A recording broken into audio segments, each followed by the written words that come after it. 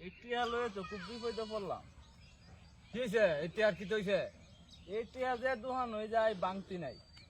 ওখানে যে 2 দিন ধরে বেড়ানি তাইলাম, ওখান তো আমি চা পান কিছুই খাইতাম পারি না। আচ্ছা আচ্ছা আচ্ছা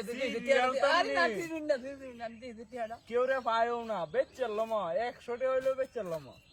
ও ভাই ভাই এই টিয়াটা কিসি রে ভাড়া দিই টিয়া সিরিয়াল তো নেই রে 500 টাকা। ভাই এনো 4-5টা দোকান আছে না, এই যে নুরুল্লাহর দোকান, এই জব্বর বেড়ার দোকান, শিবন বেড়ার দোকান, এরা এনো যাই চা পান খাইতাম।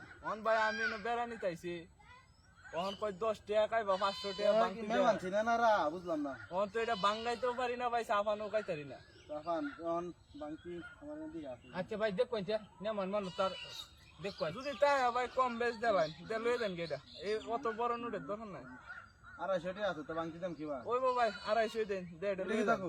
ও না রে, আমি তো চা পান খাইতাম পারতেছি না। আচ্ছা এটা তো ইয়া হলো না। আচ্ছা মেরে যদি খাই আমি বাইতাই না তাই যে। ভাই কিরম বুঝলাই, নহল টিহা দিছি ধরায়া 250 টিহা দে।